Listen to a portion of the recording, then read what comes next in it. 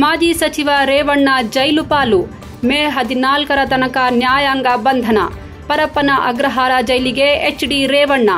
7 ದಿನಗಳ ನ್ಯಾಯಾಂಗ ಬಂಧನ ವಿಧಿಸಿದ ಜಡ್ಜ್. ಮಹಿಳೆ ಕಿಡ್ನಾಪ್ ಕೇಸಲ್ಲಿ ರೇವಣ್ಣ ಜೈಲು ಪಾಲು. ಅನಾರೋಗ್ಯ ಸಮಸ್ಯೆ ಇರೋದ್ರಿಂದ ಬಿಡುಗಡೆಗೆ ಮನವಿ ಮಾಡಿದ ಎಚ್ಡಿ ರೇವಣ್ಣ ಮನವಿ ತಿರಸ್ಕರಿಸಿದ ನ್ಯಾಯಾಧೀಶರು. ಮಾಜಿ ಸಚಿವ ರೇವಣ್ಣಗೆ ಈಗ ಜೈಲೇ ಗತಿ. ಮೇ 14ರ ತನಕ ನ್ಯಾಯಾಂಗ ಬಂಧನ ನೀಡಿ ನ್ಯಾಯಾಲಯ ಆದೇಶ ನೀಡಿದೆ. ಹೀಗಾಗಿ ರೇವಣ್ಣರನ್ನ ಪರಪ್ಪನ ಅಗ್ರಹಾರ ಜೈಲಿಗೆ ಕಳಿಸಲಾಗುತ್ತೆ. ರೇವಣ್ಣರಿಗೆ 7 ದಿನಗಳ ನ್ಯಾಯಾಂಗ ಬಂಧನವನ್ನ ವಿಧಿಸಲಾಗಿದೆ. ಕೆಆರ್ ನಗರ ಮಹಿಳೆಯ ಕಿಡ್ನಾಪ್ ಪ್ರಕರಣಕ್ಕೆ ಸಂಬಂಧಪಟ್ಟಂತೆ ರೇವಣ್ಣ ಜೈಲು ಪಾಲಾಗಿದ್ದಾರೆ. ಇವರಿಗೆ ಅನಾರೋಗ್ಯ ಸಮಸ್ಯೆ ಇರೋದ್ರಿಂದ ಇವರ ಪರ ವಕೀಲರು ಜಾಮೀನಿಗೆ ಮನವಿ ಮಾಡಿದ್ರು. ಆದರೆ ನ್ಯಾಯಾಧೀಶರು ಇವರ ಮನವಿ ತಿರಸ್ಕರಿಸಿದ್ದಾರೆ. ಹೀಗಾಗಿ ಇನ್ನೂ 7 ದಿನಗಳ ಕಾಲ ರೇವಣ್ಣ ಜೈಲಿನಲ್ಲೇ ಇರಬೇಕಾಗುತ್ತೆ.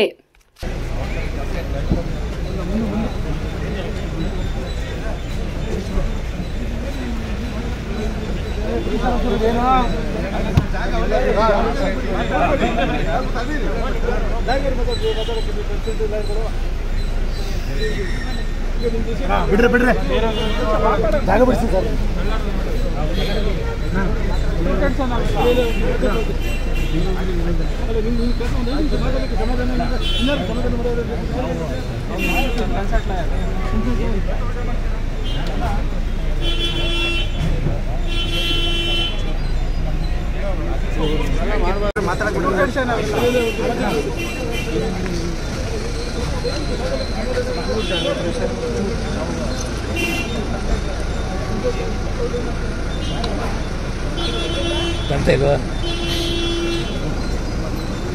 ಸರ್ ಒಂಚೂರು ಜಾಗ ಕೊಡಿ ಸರ್. ಸರ್ ಬನ್ನಿ, ಒಂದು ಸ್ವಲ್ಪ ಸೈಡ್ ಬನ್ನಿ ಸರ್. ಸೈಡ್ ಬನ್ನಿ ಸರ್. ಸೈಡ್ ಬನ್ನಿ ಸರ್.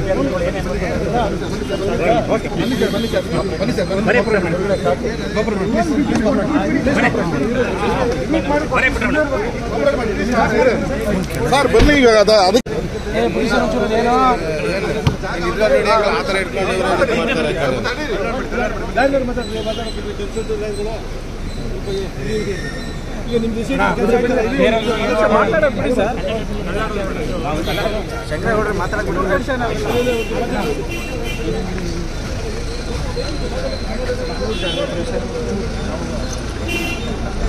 ಇದು ಪಬ್ಲಿಕ್ ಇಂಪ್ಯಾಕ್ಟ್. ಜನಶಕ್ತಿಯೇ ನಿರ್ಣಾಯಕ.